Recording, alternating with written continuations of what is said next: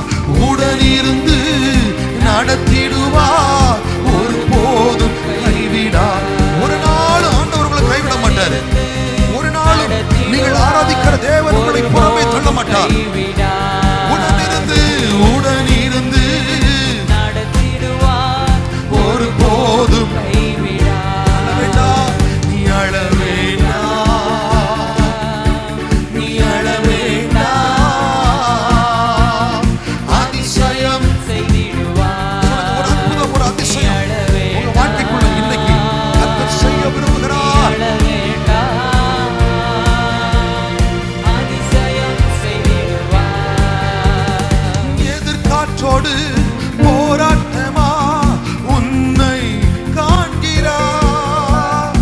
எதிர்காற்றோடு போராட்டமா உன்னை காண்கிறார். உன் படகில் ஏறுகிறார், அமைதி தருகிறார். உங்க படகுல கர்த்தர் இருக்கிறார். நீங்கள் அமிழ்ந்து போவதில்லை, நீங்கள் அமிழ்ந்து போவதில்லை.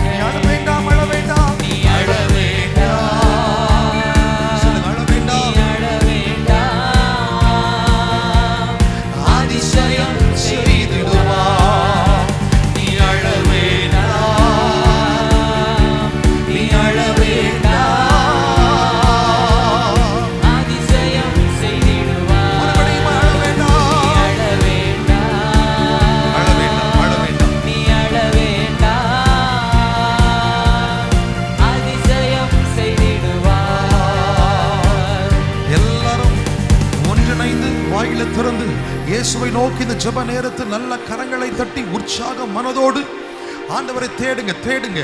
எதிர்காற்றோடு போராடி கொண்டிருக்கிற உங்க வாழ்க்கை படகு, உங்க வாழ்க்கை என்னும் மோடம் ஒரு நாள் தத்தளிப்பது இல்லை, ஒரு நாளும் அது அமிழ்ந்து போவதில்லை. காற்றையும் கடலையும் தன்னுடைய கட்டுப்பாட்டிற்குள்ளே வைத்திருக்கிற ஆண்டவர் உங்க வாழ்க்கை படகுல இருக்கிறாரு. உங்க படகுக்குள்ள இருக்கும் பொழுது காற்று உங்களை மேற்கொள்ளுமோ, கடல் உங்களை அமிழ்த்து விடுமோ, இவைகளிலே நீங்கள் சேதத்தை பார்ப்பீர்களோ? இல்லை, இல்லை, இல்லை, இல்லை. உங்கள் தேவனாகிய கர்த்தர் உங்கள் வாழ்க்கையிலே கூட இருக்கிறதுனா இறைந்து கொண்டிருக்கிற காற்றுகள் இப்பொழுது அமைதலாகிறது. ஹல்லேலூயா. கடலே நீ அமைதலாயிரு, காற்றே நீ இறையாதே என்று சொல்லுகிற ஆண்டவர் உங்க வாழ்க்கை பார்த்து பேசுகிறார். பிரச்சனையே என்னுடைய மகளை, என்னுடைய மகனை சேதப்படுத்தாதே. பிரச்சனையே நீ அவனை விட்டு போ, அவளை விட்டு போ என்று கர்த்தருடைய ஆவியானவர் உங்களோடு பேசி கொண்டிருக்கிறார். பிரச்சனைகளை பார்த்து பேசுகிறார். உபத்திரவங்களை உங்களை விட்டு அகற்றி போடும்படி கர்த்தர் உங்கள் வாழ்க்கை படகிலே ஏறி அமர்ந்திருக்கிறார். நீங்கள் போய் சேர வேண்டிய இடத்திற்கு நீங்கள் தவறாமல், தடையில்லாமல் நீங்கள் பத்திரமாய் போய் சேருவீர்கள், பத்திரமாய் போய் சேருவீர்கள். இடையிலே அவமானம் இல்லை, இடையிலே இழப்புகள் இல்லை, இடையிலே பிரச்சனைகள் இல்லை, இடையிலே சேதம் இல்லை. ஒன்றும் இல்லாதபடி உங்கள் வாழ்க்கையிலே கர்த்தர் வைத்திருக்கிற திட்டங்கள் எதுவோ, உங்கள் வாழ்க்கை குறித்த தேவ நோக்கம் எதுவோ அதை நிறைவேற்றி முடிக்கிறது வரையிலும் அவர் ஓய்ந்திருப்பதில்லை. நீ பலம் கொண்டு திடமனதாயிரு, நீ பலம் கொண்டு திடமனதாயிரு. நான் உனக்கு கட்டளை இடவில்லையா? நான் உனக்கு சொல்லவில்லையா? நான் உனக்கு சொல்லவில்லையா? ஹல்லேலூயா. இன்றைக்கு கர்த்தருடைய ஆவியானவர் உங்களை பார்த்து சொல்கிறார், நீங்கள் பலம் கொண்டு திடமனதாயிருங்கள். எந்த தீமையும், எந்த பொல்லாங்கும், எந்த கிரியைகளும், எந்த மந்திரவாதங்களும், எந்த சூழ்ச்சிகளும் தேவ பிள்ளைகளாகி உங்கள் மேல் வருவது இல்லை, உங்கள் மேல் ஆதிக்கம் செலுத்துவது இல்லை. அவைகள் இயேசுவின் நாமத்தினால் இப்பொழுது அப்புறமாக்கப்படுகிறது. இப்பொழுது அதிலே அவைகள் விரட்டப்படுகிறது. பெற்றுக்கொள்ளுங்க. நல்ல ஆவியில நிரம்பி அந்நிய பாஷைகளை பேசி ஹல்லேலூயா. அன்றைக்கு எலியாவை பார்த்து ஆண்டவர் சொன்னார், எலியாவே, எலியாவே, நீ போக வேண்டிய தூரம் வெகு தூரம், நீ போக வேண்டிய தூரம் வெகு தூரம், நீ செய்ய வேண்டிய காரியங்கள் இன்னும் அதிகம். இதை நிறைவேற்றி முடிக்கிறது வரையிலும், உன் வாழ்க்கை குறித்த தேவ திட்டத்தை நான் நிறைவேற்றி முடிக்கிறது வரையிலும், எலியாவே நீ ஓடு, நீ ஓடு. இன்னைக்கு கர்த்தர் உங்களை பார்த்து சொல்றாரு, ஓடுங்க, ஓடுங்க. உங்க வாழ்க்கையில எரிந்து கொண்டிருக்கிற பிரகாசம் மங்கி எரிகிறது போல உங்களுக்கு தெரியுதா? இது சீக்கிரமா அணைஞ்சு போயிடும் நினைக்கிறீங்களா? கர்த்தர் சொல்லுகிறார், நீங்கள் இந்த திரியை நீங்கள் அணையாதபடி பற்றி எரியும்படி கர்த்தர் தம்முடைய அபிஷேக தைலத்தை உங்க வாழ்க்கைக்குள்ள ஊற்றுறாரு, உங்க வாழ்க்கைக்குள்ள வைக்கிறாரு, உங்க குடும்பத்துல வைக்கிறாரு. இந்த திரி அணைந்து போவது இல்லை, இந்த திரி அணைந்து போவது இல்லை. நீங்கள் அநேகருக்கு கலங்கரை விளக்காய் மாற போகிறீர்கள். நீங்கள் அநேகருக்கு பிரகாசமான கலங்கரை விளக்காய் மாற போகிறீர்கள்.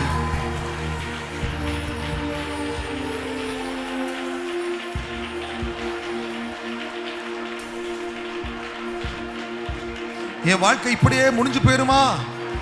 என் வாழ்க்கையின் பிரகாசம் கொஞ்சம் கொஞ்சமா குறைந்து வருகிறது. கடைசி தருணத்திலே இது எரிந்து கொண்டிருக்கிறது, கடைசி தருணத்திலே இது பற்ற வைக்கப்பட்டிருக்கிறது என்று கலக்கத்தோடு வந்திருக்கிறீங்களா? கர்த்தருடைய ஆவியானவர் உங்களை பார்த்து தீர்க்க தரிசனமா சொல்றாரு, உங்க வாழ்க்கை முடிந்து போவதில்லை, உங்கள் வாழ்க்கை இதோடு அழிந்து போவதில்லை, உங்க வாழ்க்கை முடிவுக்கு வரல. இன்னும் கர்த்தர் உங்களை கொண்டு மிகப்பெரிய திட்டங்களை வைத்திருக்கிறார். உங்க வாழ்க்கையில கர்த்தர் சாதிக்க வேண்டிய, உங்களை கொண்டு நிறைவேற்ற வேண்டிய இன்னும் கடமைகள் ஏராளம் இருக்கிறது. இன்னும் அதிசயமான காரியங்கள் ஏராளம் இருக்கிறது. இன்னும் அற்புதமான காரியங்கள் ஏராளமா இருக்கிறது. சோர்ந்து போகிறவனுக்கு அவர் பலன் தந்து சத்துவம் இல்லாதவனுக்கு சத்துவத்தை பெருக பண்ணுகிறார். ஹல்லேலூயா.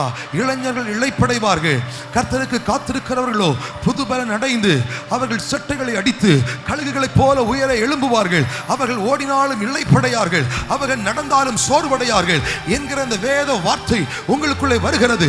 சோர்ந்து போய் இருக்கிற, மங்கி எரிந்து கொண்டிருக்கிற உங்கள் திரியை கர்த்தர் பிரகாசமா எரிய பண்ணும்படி அவர் சோர்வுகளை மாற்றுகிறார். அவர் சத்துவத்தை பெருக பண்ணுகிறார்.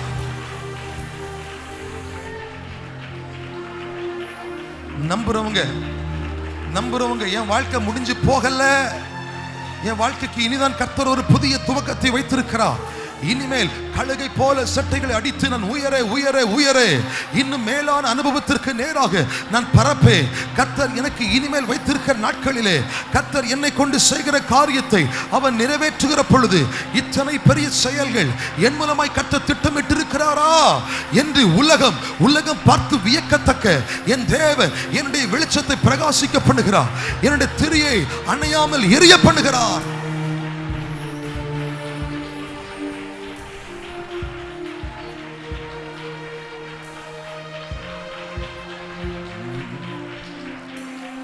கர்த்தர் ஒவ்வொருவரையும் தனித்தனியாய் பெயராய் நீங்கள் ஜெபித்த ஜெபத்திற்கு பதில் தந்து கொண்டிருக்கிறபடியினால் கரங்களை உயர்த்தி தட்டி எல்லாரும் ஆண்டவரை ஸ்தோத்திரம் பண்ணுங்க. எல்லாரும்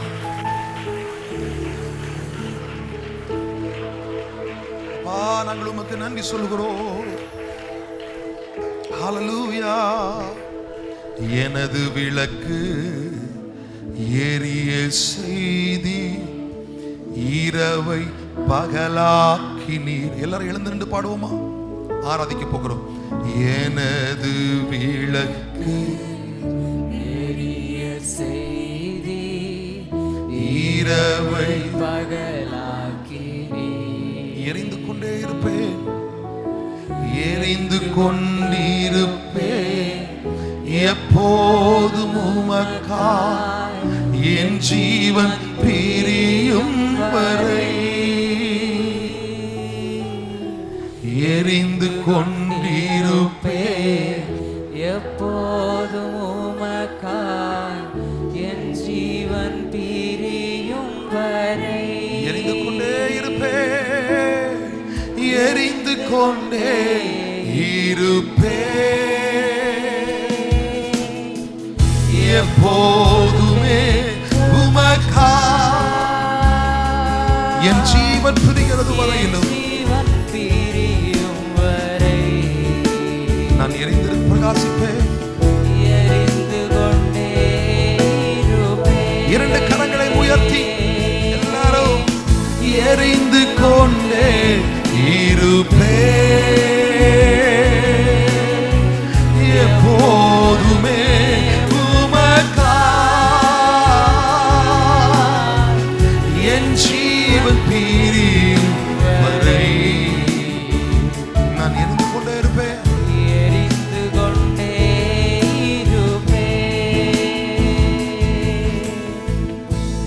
நம்பும் கேடகம் விடுவிக்கும் தெய்வம் நீர்தான் நீதானையா.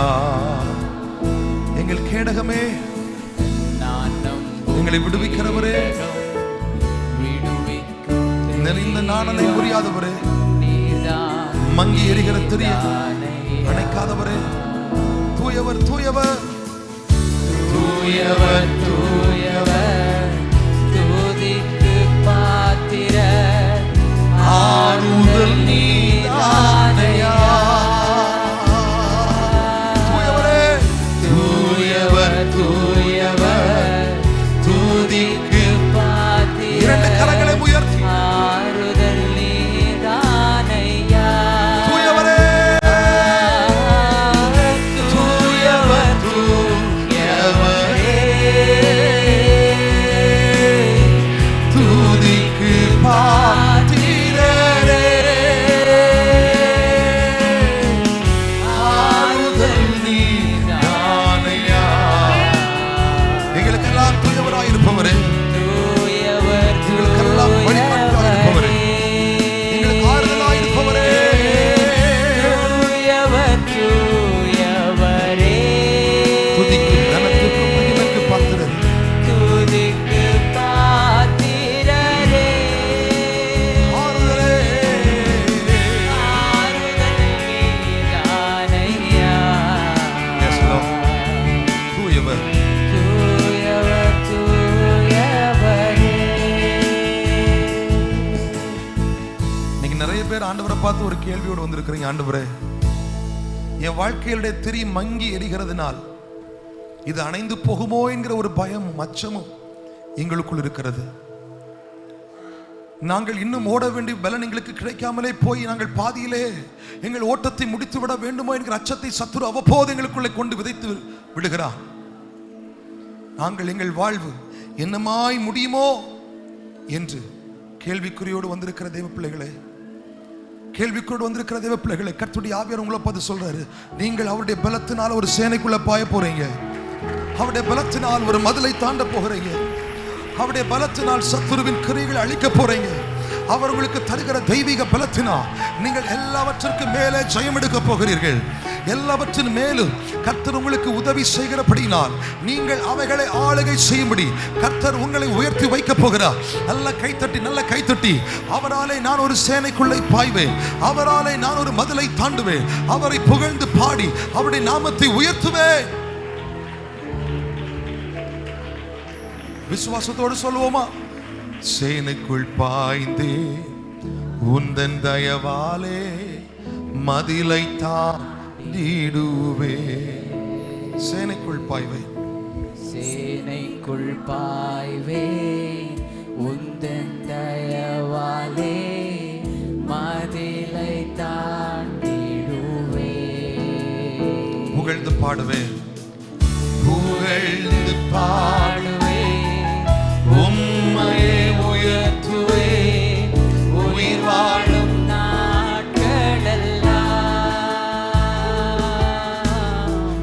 புகழ்ந்து பாடுவேன், உம்மையே உயர்த்துவே, உயிர் வாழும் நாட்களெல்லாம். இறுதியாக இரண்டு கரங்களை உயர்த்தி புகழ்ந்து பாடிடுவே, உம்மையை உயர்த்திடுவே, உயிர் வாழும் நாட்களெல்லாம் உயிர் வாழும் நாட்களெல்லாம் உம்மை புகழ்ந்து பாடிடுவே, புகழ்ந்து பாடிடுவே, புகழ்ந்து பாடுவே, புகழ்ந்து பாடிடுவே, உம்மையே உயர்த்திடுவே, உயிர் வாழும் நாட்களெல்லாம் உம்மையே. பாடிடுவே. கரங்களை தட்டி எல்லாரும் கர்த்தரை ஸ்தோத்திரம் பண்ணுங்க. உயிர் வாழும் நாட்கள் எல்லாம் அவரை புகழ்ந்து பாடுகிறபடியினால் அவராலே நாம் சேனைக்குள்ளே பாய மதிலை தாண்ட நமக்கு பலன் தருவார். அவரே நமக்கு ஆறுதலாய் வருவார். அவரே நமக்கு பக்க பலனாய் நின்று நம்மை வழிநடத்துவார். ஆண்டவரை தொடர்ந்து எங்களை வழிநடத்தும். வருகிற வாரம் முழுவதும் நாம் செய்கிற எல்லா வேலைகளையும் ஆண்டவர் பொறுப்படுத்திக் கொள்ளும்படி கரம் உயர்த்தி கர்த்தரை ஸ்தோத்திரம் பண்ணுவோம். படிப்பு நிமித்தம், வேலை நிமித்தம் வெளி ஊர்களிலும் வெளிநாடுகளிலும் இருக்கிற நம்முடைய குடும்பங்களுக்கு கர்த்தர் நல்ல பாதுகாப்பை ஒவ்வொரு நாளும் தரும்படி எல்லாரும் கரம் உயர்த்தி கர்த்தரை ஸ்தோத்திரம் பண்ணுவோம். எல்லா சோதனைக்கும் கர்த்தர் நம்மை விலக்கி காப்பாற்றும்படி கர்த்தரை ஸ்தோத்திரம் பண்ணுவோம். சொந்தமான வீடு இல்லாதவர்களுக்கு ஆண்டவர் சீக்கிரமாய் ஒரு சொந்த வீட்டை கொடுக்கும்படி கர்த்தரை ஸ்தோத்திரம் பண்ணுவோம். சபையின் மூலமாக நாம் செய்கிற எல்லா ஊழியங்களையும் ஆண்டவர் பொறுப்படுத்திக் கொள்ளும்படி கர்த்தரை ஸ்தோத்திரம் பண்ணுவோம். இரண்டு கரங்களையும் உயர்த்தி நம்முடைய குடும்பத்திற்கு தேவையான பாதுகாப்பை ஆண்டவர் நமக்கு தரும்படி எல்லாவித ஆபத்துகளுக்கும், கொடிய வியாதிகளுக்கும், கொள்ளை நோய்களுக்கும் கர்த்தர் நம்மை விலக்கி பாதுகாத்துக் கொள்ளும்படி எல்லாரும் அப்பான்னு கூப்பிடுங்க. அப்பா, ஒரு சேதமும் எங்க குடும்பத்துக்குள்ள வரக்கூடாது, ஒரு சேதமும் வரக்கூடாது. அகால மரணங்கள் எங்க குடும்பத்தில் யாருக்கும் வரக்கூடாது, ஆபத்துகள் வரக்கூடாது, கொடிய வியாதிகள், கொள்ளை நோய்கள் யாருக்கும் வரக்கூடாது. கர்த்தர் எல்லாரையும் பாதுகாத்துக் கொள்கிறபடியினால் உமக்கு நன்றி, உமக்கு நன்றி, உமக்கு நன்றி. கர்த்தர் அப்படியே நம்மை வழிநடத்துகிறபடியால் கர்த்தரை ஸ்தோத்திரம் பண்ணுவோம். கிளை சபைக்கு ஊழியம் செய்ய சென்று நம்முடைய போதகரை கர்த்தர் இன்றைக்கு பயன்படுத்தி வல்லமையான கருவியாய் கர்த்தர்களை மாற்றும்படி கர்த்தரை ஸ்தோத்திரம் பண்ணுவோம். ஸ்தோத்திரம். ஆண்டவரை தொடர்ந்து எங்களோடு இடைப்படும். இயேசுவின் நாமத்தில் ஜெபிக்கிறோம் நல்ல பிதாவே. ஆமென், ஆமென், ஆமென். ஆண்டவராகிய இயேசுவின் நாமத்தில் உங்களுக்கு அன்பின் வாழ்த்துக்களை சொல்கிறேன். கர்த்தருக்குள் மகிழ்ச்சியாய் இருக்கிறவர்கள் கரம் உயர்த்தி ஒரு 3 அல்லேலூயா சொல்லுங்க பார்க்கலாம். அல்லேலூயா, அல்லேலூயா, அல்லேலூயா, ஹல்லேலூயா. கர்த்தர் நல்லவர். நம்முடைய வேத புத்தகத்தை 1 ராஜாக்கள் 19வது அதிகாரத்திற்கு நேராக நாம் திருப்பிக் கொள்ள போகிறோம். 1 ராஜாக்கள் 19வது அதிகாரத்திலிருந்து சில வார்த்தைகளை உங்களுக்கு நான் கர்த்தருடைய வார்த்தைகளாய் ஆலோசனையாய் உங்களுக்கு நான் பிரசங்கிக்க விரும்புகிறேன். 456வது பக்கம். எடுத்தவங்க எல்லாம் சத்தமா ஒரு ஆமென் சொல்லுங்க பார்க்கலாம். 1 முதல் 7 வசனங்களை நாம் சேர்ந்து வாசிக்க போகிறோம். எலியா செய்த எல்லாவற்றையும், அவன் தீர்க்கதரிசிகள் எல்லாரையும் பட்டயத்தாலே கொண்டு போட்ட செய்தி அனைத்தையும் ஆகாப் யேசபேலுக்கு அறிவித்தான். அப்பொழுது யேசபேல் எலியாவினிடத்தில் ஆள் அனுப்பி, அவர்களில் ஒவ்வொருவனுடைய பிராணனுக்கு செய்யப்பட்டது போல நான் நாளை இந்நேரத்தில் உன் பிராணனுக்கு செய்யாதே போனால் தேவர்கள் அதற்கு சரியாகவும் அதற்கு அதிகமாகவும் எனக்கு செய்ய கடவர்கள் என்று சொல்ல சொன்னாள். அவனுக்கு அது தெரிந்த போது எழுந்து தன் பிராணனை காக்க யூதாவை சேர்ந்த பெயர்செபாவுக்கு புறப்பட்டு போய் தன் வேலைக்காரனை அங்கே நிறுத்திவிட்டான். அவன் வனாந்திரத்தில் ஒரு நாள் பிரயாணம் போய் ஒரு சூரை செடியின் கீழ் உட்கார்ந்து, நான் சாக வேண்டும் என்று கோரி, போதும் கர்த்தாவே, என் ஆத்மாவை எடுத்துக்கொள்ளும், நான் என் பிதாக்களை பார்க்கிலும் நல்லவன் அல்ல என்று சொல்லி ஒரு சூரை செடியின் கீழ் படுத்துக்கொண்டு நித்திரை பண்ணினான். அப்பொழுது ஒரு தூதன் அவனை தட்டி எழுப்பி, எழுந்திருந்து போஜனம் பண்ணு என்றான். அவன் விழித்து பார்க்கிற பொழுது இதோ தழலில் சுடப்பட்ட அடையும் ஒரு பாத்திரத்தில் தண்ணீரும் அவன் தலைமாட்டில் இருந்தது. அப்பொழுது அவன் புசித்து குடித்து திரும்ப படுத்து கொண்டான். கர்த்தருடைய தூதன் திரும்ப 2ஆம் தரம் வந்து அவனை தட்டி எழுப்பி, எழுந்திருந்து போஜனம் பண்ணு, நீ பண்ண வேண்டிய பிரயாணம் வெகு தூரம் என்றான். கரங்களை உயர்த்தி எல்லாரும் சத்தமா ஒரு அல்லே சொல்லுங்க பார்க்கலாம். அல்லேலூயா, அல்லேலூயா, அல்லேலூயா. இப்போ ஆண்டவராகிய தேவனுடைய வைராக்கியமான ஒரு தீர்க்கதரிசி. யார்? இந்த எலியா. அல்லேலூயா சொல்லுங்க பார்க்கலாம். அல்லேலூயா. இந்த தீர்க்கதரிசி வைராக்கியமாய் நின்று எத்தனையோ காரியங்களை ஆண்டவருக்காய் செய்து முடித்தவர். எத்தனை பேருக்கு தெரியும்? அது 17ஆம் அதிகாரம் 18ஆம் அதிகாரத்தை வாசித்து பார்த்தால் இந்த எலியா செய்த அசாதாரணமான காரியங்கள் எல்லாம் வேதத்தில் பதித்து வைக்கப்பட்டிருக்கிறது. திடீரென்று ஆகாபுக்கு முன்பதாய் தோன்றி சொல்கிறார், ஆகாபே ஆகாபே, நீ போகிற பாதை தவறு. இஸ்ரவேலிலே பாகால் வணக்கம், அந்நிய தேவனுடைய வணக்கம் பெருகி கொண்டிருக்கிறது. ஆண்டவர் விரும்பாத ஒரு காரியம் இஸ்ரவேலே நடந்து கொண்டிருக்கிறது. நீ ஒழுங்கா இருன்னு சொல்லி ஆகாபை பார்த்து எச்சரிக்கிறார். ஆகாப் இந்த எலியாவை பார்த்து என்ன சொல்றார் தெரியுமா? இஸ்ரவேலை கலங்க பண்ணுகிறவனே என்று யாரை பார்த்து கூப்பிடுறா? எலியாவை பார்த்து ஆகாப் சொல்றார். இந்த ஆகாபுக்கு எலியாவுக்கு மேல அவ்வளவு பயம். இஸ்ரவேலை கலங்க பண்ணுகிறவன். அந்த அளவு இந்த எலியா கர்த்தருடைய ஸ்தானாதிபதியாய் கர்த்தருடைய வல்லமைகளை நிரூபித்து காண்பிக்கிற வைராக்கியம் உள்ள ஒரு மனுஷனாய் திகழ்ந்திருந்தார். அல்லேலூயா சொல்லுங்க. அல்லேலூயா. இப்ப சொல்றாரு, என் வாக்கின்படியே வானத்திலிருந்து மழையும் வராது பனியும் பெய்யாது அப்படின்னு சொல்லிட்டு ஓடி ஒளிஞ்சிட்டார். எங்க கேரி தாற்றங்கடையில போய் ஒளிஞ்சிட்டார். அங்கே கர்த்தர் காகத்திற்கு போஷிப்பை கொடுத்தா காகத்தின் மூலமாய். இப்போ எழும்பி நீ சாரிபாத்துக்கு போன்னு சொல்றாரு. அங்கே போய் பஞ்சகாலம் முழுவதும் ஒரு குடும்பம் போஷிக்கப்படுவதற்கு இவர் தான் காரணமா இருக்கிறார். அதற்கு பிற்பாடு மரித்த அந்த வீட்டிலுடைய வாலிபனை உயிரோடு எழுப்புவதற்கு இந்த எலியா தான் காரணமா இருக்கிறார். இந்த அற்புதத்தை எல்லாம் செஞ்சுட்டு மறுபடியுமா ஆகாப் இடத்துல வர்றாரு. ஆகாபே, இந்த தீர்க்கதரிசிகள் எல்லாம் நீ கர்மேல் மலைக்கு வர சொல்லு அப்படின்னு சொல்லி 450 பாகால் தீர்க்கதரிசிகளையும் இன்னும் 400 தீர்க்கதரிசிகள் 850 தீர்க்கதரிசிகள் முன்னிலையிலே வானத்திலிருந்து அக்கினியை இறங்கி வரச் செய்து கர்த்தரே ஆண்டவர் என்று நிரூபித்த ஒரு மாமனிதன் இந்த எலியா. அல்லேலூயா. சத்தமா சொல்லுங்க. அல்லேலூயா. அதற்கு பிறகு ஆகாபை பார்த்து சொல்கிறார், ஆகாபே ஆகாபே, பெருமழையின் சத்தத்தை கேட்கிறேன். இந்த பெருமழை உன் பயணத்தை தடுத்து விடாதபடி நீ ரதத்தில் எழுந்து ஓடு அப்படின்னு அந்த ஆகாபை பார்த்து சொன்ன ஒரு மாமனிதன். சொன்னதோடு நின்று விடாமல் அந்த ரதம் வந்து சேர்வதற்கு முன்பதாகவே தானும் வந்து சேர்ந்த ஒரு உன்னத அனுபவம் உடைய ஒரு மனிதன். இப்படி சொல்ல போனால் அவனுடைய வாழ்க்கையில அசாதாரணமான காரியம் தான் நடந்திருக்குது. ஆனா திடீரென்று இங்கே அதே எலியா ஆண்டவரை பார்த்து 5வது வசனத்துல 4வது வசனத்துல சொல்றாரு, ஆண்டவரே நான் சாக வேண்டும், போதும் கர்த்தாவே, என் ஆத்துமாவை எடுத்துக்கொள்ளும், நான் என் பிதாக்களை பார்க்கிலும் நல்லவன் அல்ல என்று சொல்லி எதை விரும்புகிறான்? சாவை விரும்புகிறான். அல்லேலூயா. இந்த காரியம் எதனால வந்துச்சு?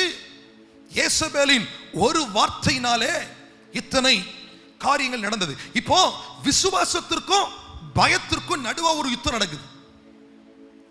வைராக்கியமாய் நின்ற தேவ மனிதனுக்கும் சாத்தான் கொண்டு வந்த பயத்தின் ஆவிக்கும் நடுவா ஒரு பெரிய யுத்தம் நடைபெறுகிறதை வேதம் காண்பித்து தருகிறது.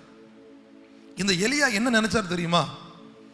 இந்த 450 பிளஸ் ஒரு 400 850 தீர்க்கதரிசிகளை பாகால் தீர்க்கதரிசிகளை கொண்டு போட்டதனால் தேசம் மறுபடியுமாய் எழுப்புதலை சந்திக்கும். தேசம் மறுபடியுமாய் விக்கிரக ஆராதனையிலிருந்து விடுபட்டு ஆண்டவரை தேடும். இந்த 850 பாகால் தீர்க்கதரிசிகள் அழிக்கப்பட்டதனால் ஆகாப் மனம் திரும்புவான்.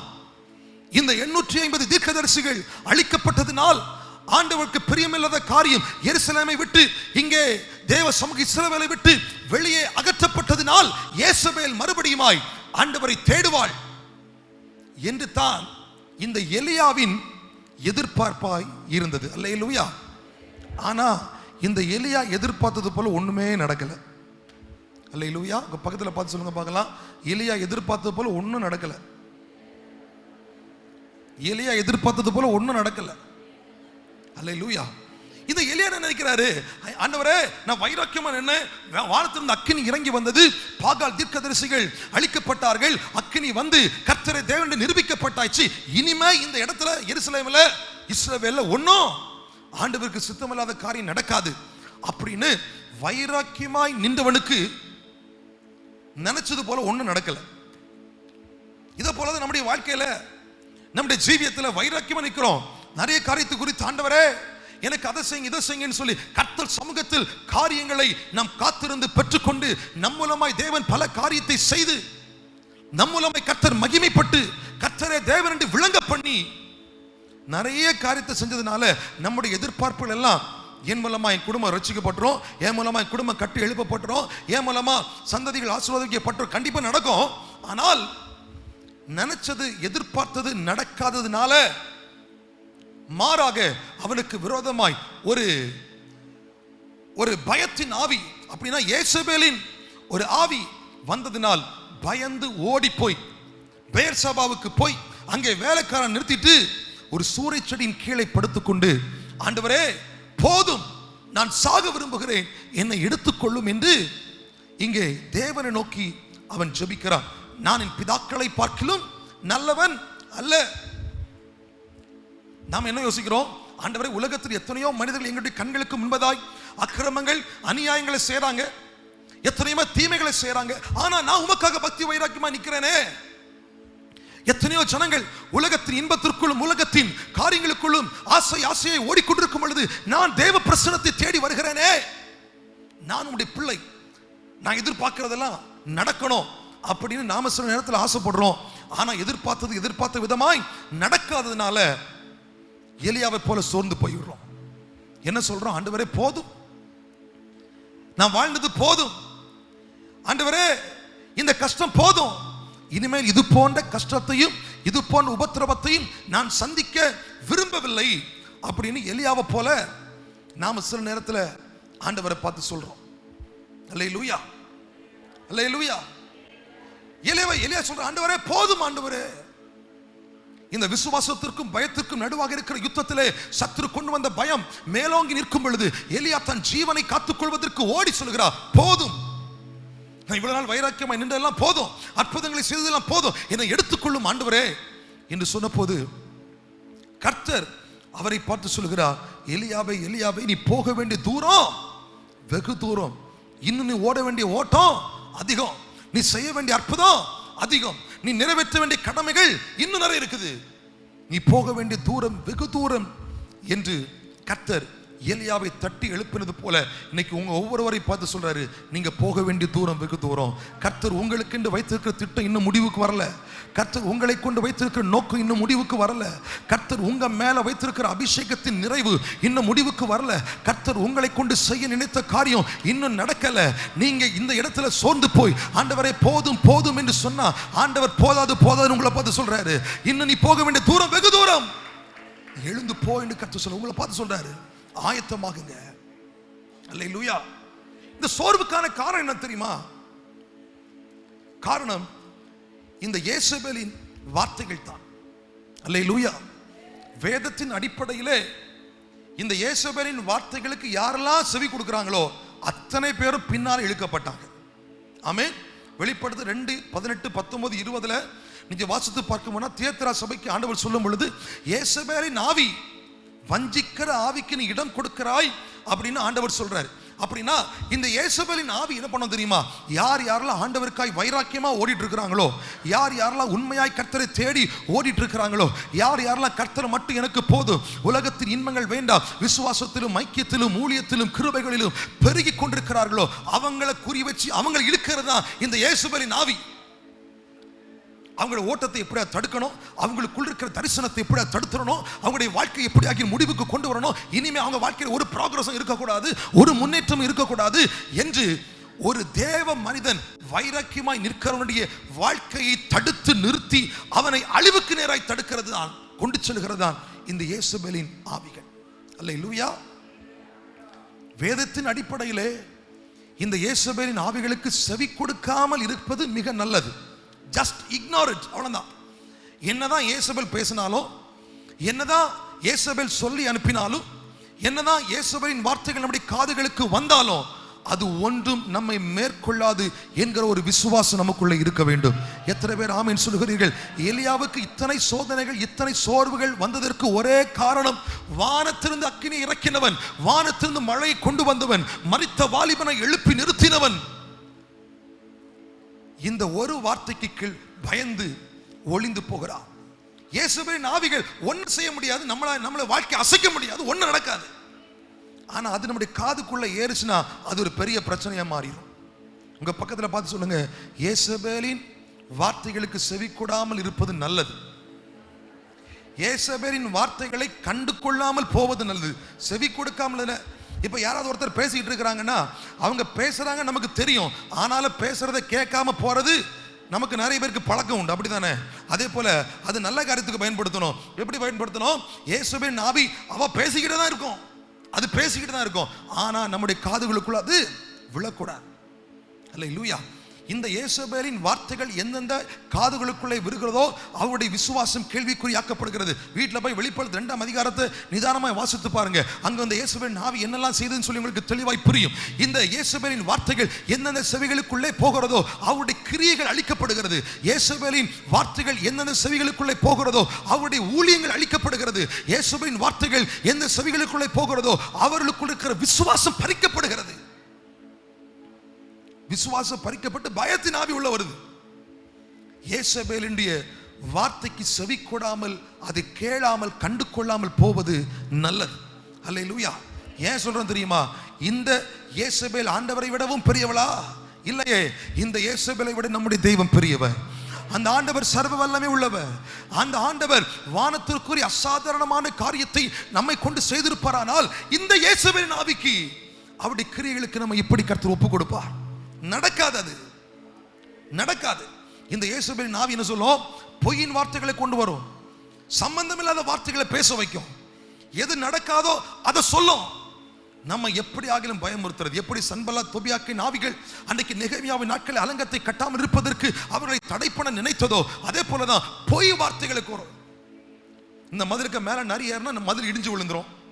உன் வாழ்க்கைக்கு மேல சத்துரு கொஞ்சம் கண் வச்சுனா உன் வாழ்க்கை அப்படி அழிஞ்சிரும் அப்படின்னு இப்படி பயப்படுத்துகிற ஒரு பயமுறுத்துகிற ஒரு ஆவிதான் இந்த இயேசுபேலின் ஆவி. இயேசுபேலின் வார்த்தைகள். இந்த வார்த்தையை இக்னோர் பண்ணிட்டு அதை கண்டுக்காம அதை காதுல ஏத்துக்காம போறது தேவ பிள்ளைகளுக்கு நலம். எத்தனை பேர் ஆமீன் சொல்லுகிறீர்கள்? உங்க பக்கத்துல பார்த்து மறுபடியும் சொல்லுங்க, இயேசுபேலின் வார்த்தைகள் உங்க செவிக்குள்ள வரக்கூடாது. இயேசுபேலின் வார்த்தைகள் உங்க காதுக்கு பக்கத்துல வரக்கூடாது. அப்படியே ஒருவேளை இயேசுவின் வார்த்தைகள் ஏதாகிலும் சுற்றி சுற்றி வந்தாலும் அது உங்க காதுக்குள்ள ஏறக்கூடாது. அல்லேலூயா, அல்லேலூயா.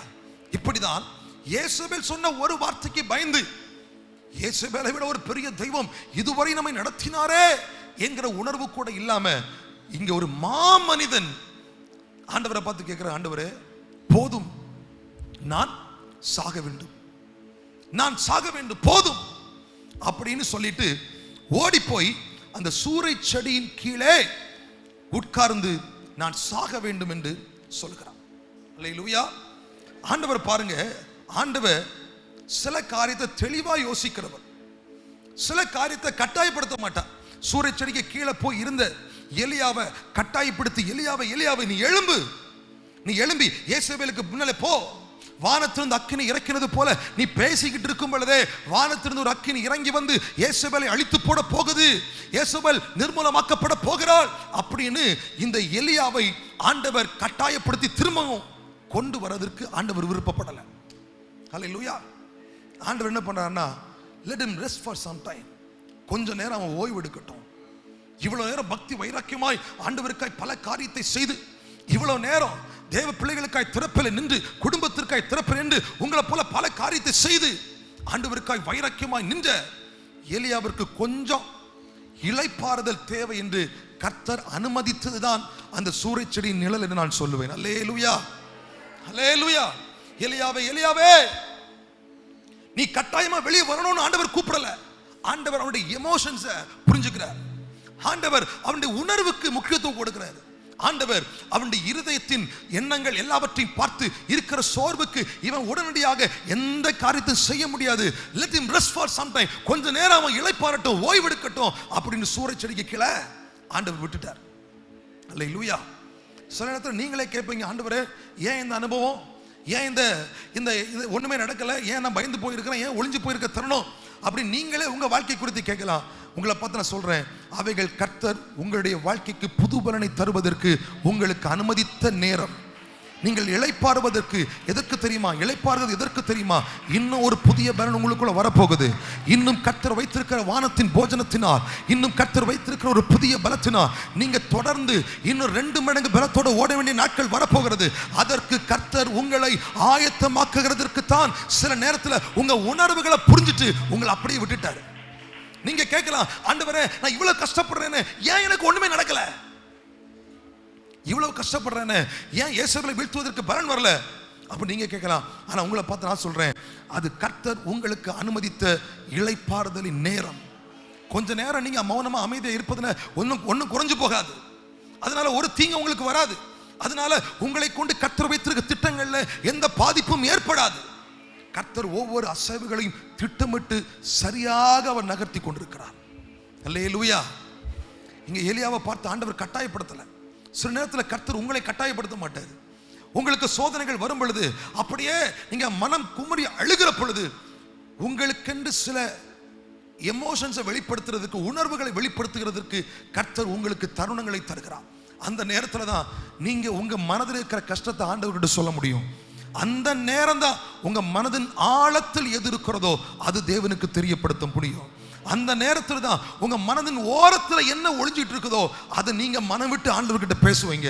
அந்த நேரத்தில் தான் உங்க மனம் முற்றிலுமாய் திறந்து தேவ சமூகத்திற்கு தெரிவிக்கப்படும். அந்த தருணம் நமக்கு சில நேரத்தில் அவசியமான ஒன்றாய் இருக்கிறது. அல்லேலூயா. சூறைச்செடியின் நிழல் ஒரு நாள் நம்முடைய வாழ்க்கையை அழித்து விடாது. கர்த்தர் நமக்கு சில நேரத்திலே அனுமதிக்கிற தருணங்கள் அவைகள். அல்லேலூயா. இப்ப சூறைச்செடிக்கு கீழே இருந்து கொண்டிருக்கிற அந்த எலியாவை பார்த்து அந்த தேவதூதன் வந்து சொல்கிறான்.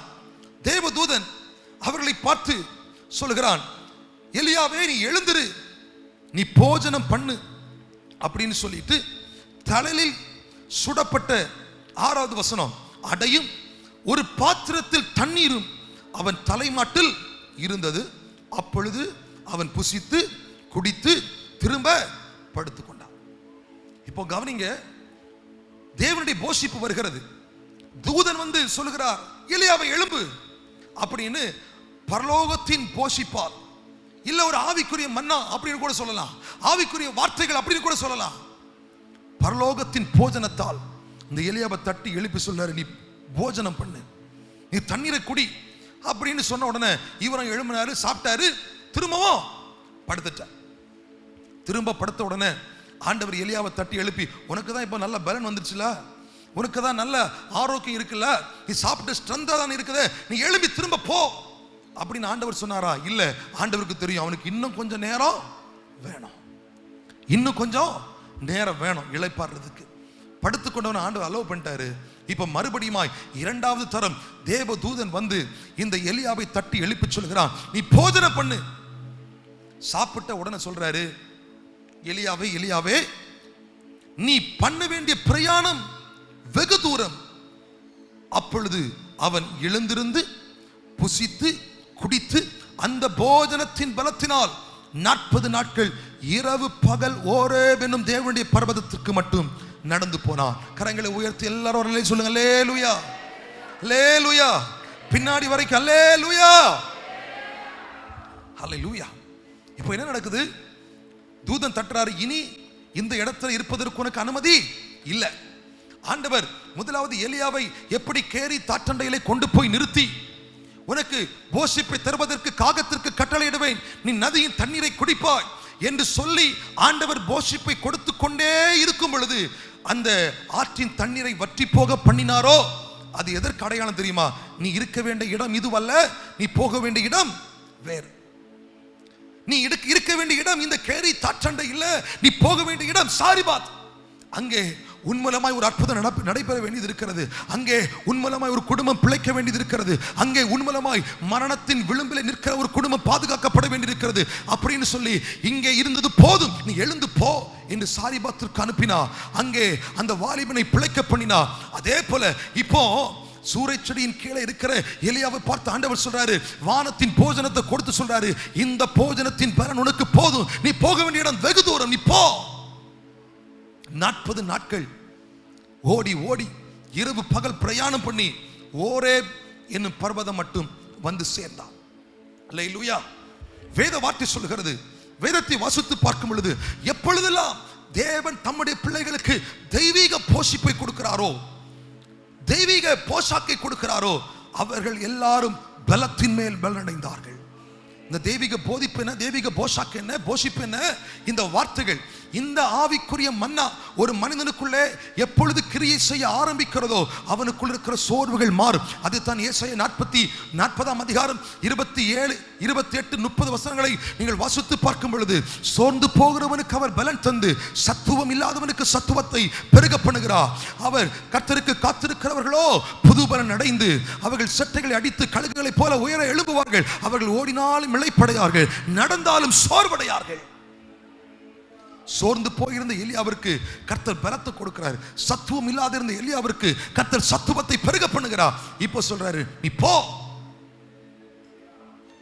எப்பொழுதெல்லாம் நமக்கு கஷ்டங்கள் வருகிறதோ, எப்பொழுதெல்லாம் சூறை செடி நிழலிலே நாம் தங்கி இருக்கிறோமோ, எப்பொழுதெல்லாம் தேவனுடைய சத்தத்தை கேட்கிறோமோ, எப்பொழுதெல்லாம் இந்த வார்த்தைகளை தியானிக்கிறோமோ, அப்பொழுதெல்லாம் இந்த ஆவிக்குரிய போஷிப்பு, இந்த ஆவிக்குரிய மன்னா நம்முடைய வாழ்க்கையை மாற்றுகிறது மாத்திரமல்ல, நாம் போய் சேர வேண்டிய இடத்திற்கு நாம் போய் சேர்வதற்கு தேவ பலனை நமக்கு ஒவ்வொருவருக்கும் தருகிறது. எத்தனை பேர் ஆமென் என்று சொல்லுகிறீர்கள்?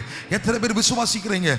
நாம எங்க போகணுமோ, எந்த இடத்துல போய் நிற்கணுமோ, எந்த இடத்துல போய் கர்த்தருடைய வார்த்தைகளுக்கு நாம் செவி கொடுக்கணுமோ, எந்த இடத்துல போய் கர்த்தருடைய சத்தத்தை கேட்கணுமோ, அந்த இடத்திற்கு போய் சேருவதற்கு இந்த தேவ வார்த்தைகள், இந்த கர்த்தருடைய வார்த்தைகள் நமக்கு ஒவ்வொரு நாளும் ஆவிக்குரிய மன்னாவாய் போஷிப்பாய் இருக்கிறது.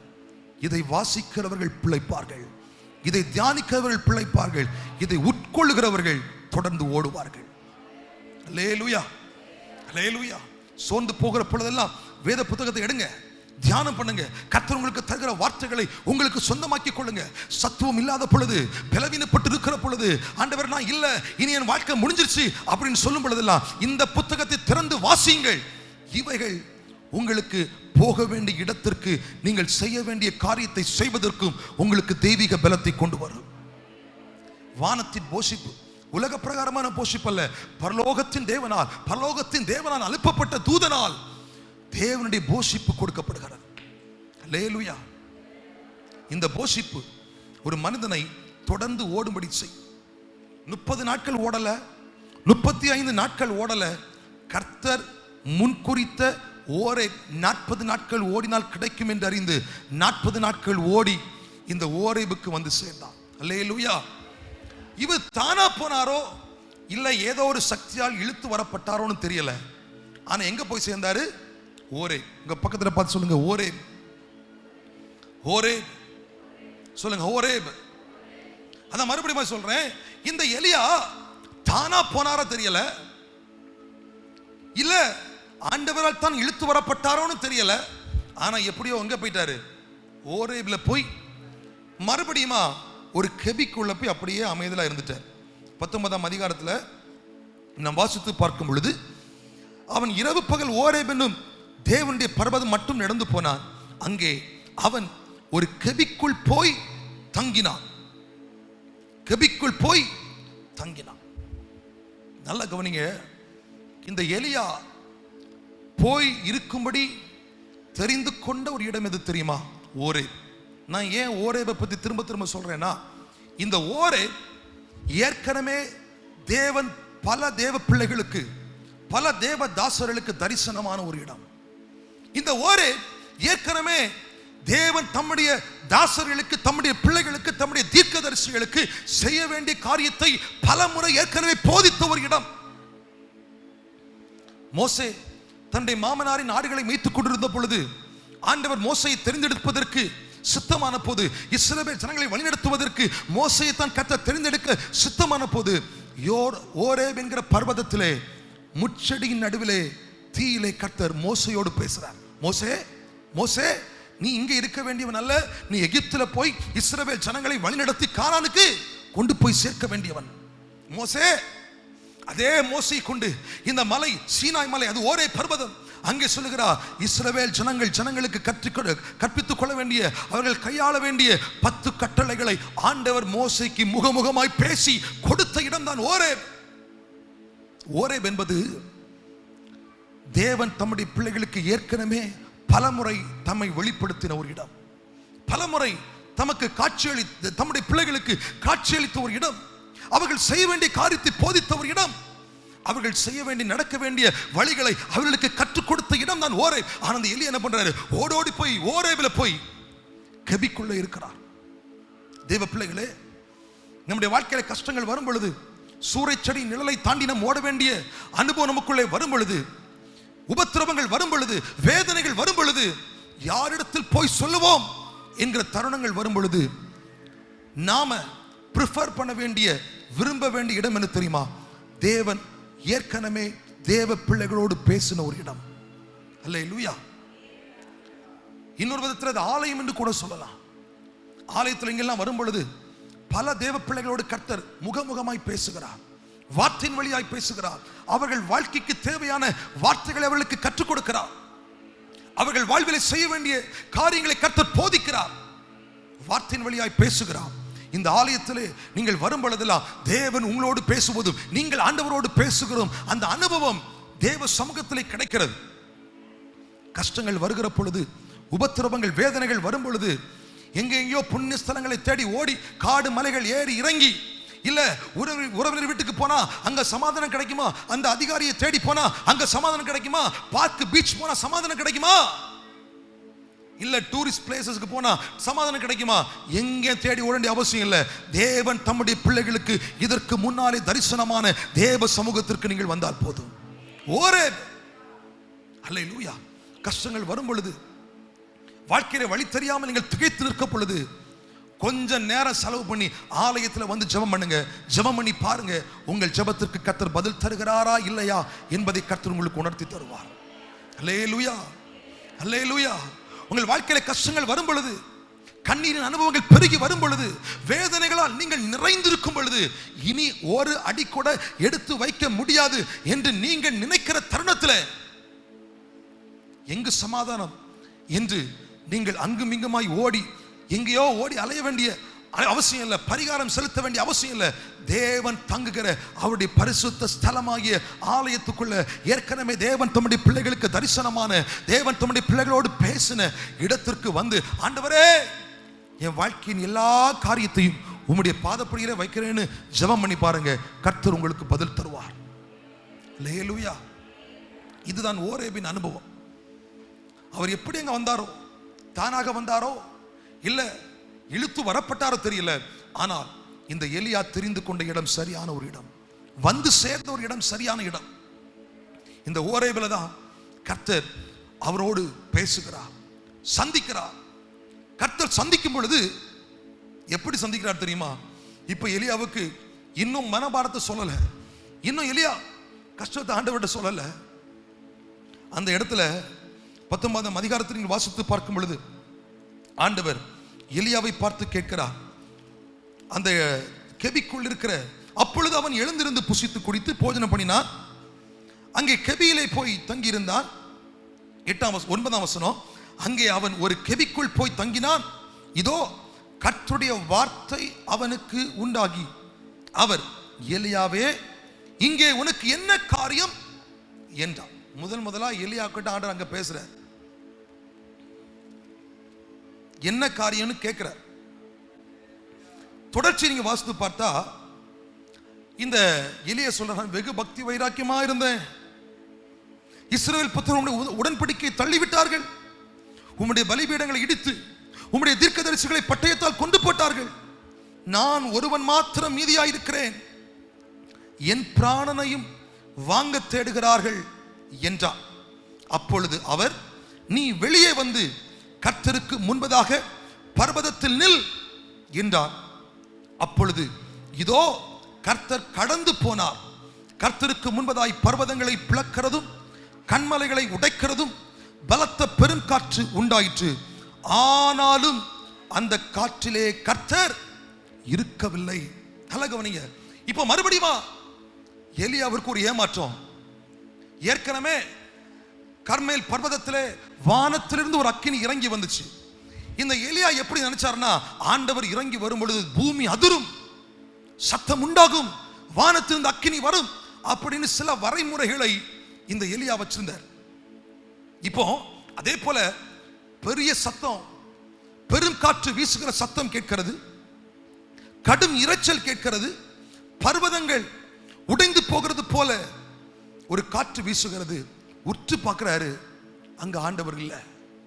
இந்த எலியாவுக்கு ரொம்ப ஏமாற்றம். ஆண்டவரே, நான் உங்களை தேடிதானையா இந்த ஓரேபுக்கு வந்தேன், உங்களை பார்க்க முடியலையே, உங்களை பார்க்க முடியலையே. மறுபடியுமாய் வேதம் சொல்கிறது, அங்கே பூமி அதிர்ச்சி உண்டாயிற்று, அந்த பூமி அதிர்ச்சியிலும் கர்த்தர் இல்லை. உங்க பக்கத்துல பார்த்து சொல்லுங்க, காற்றிலும் கர்த்தர் இல்லை,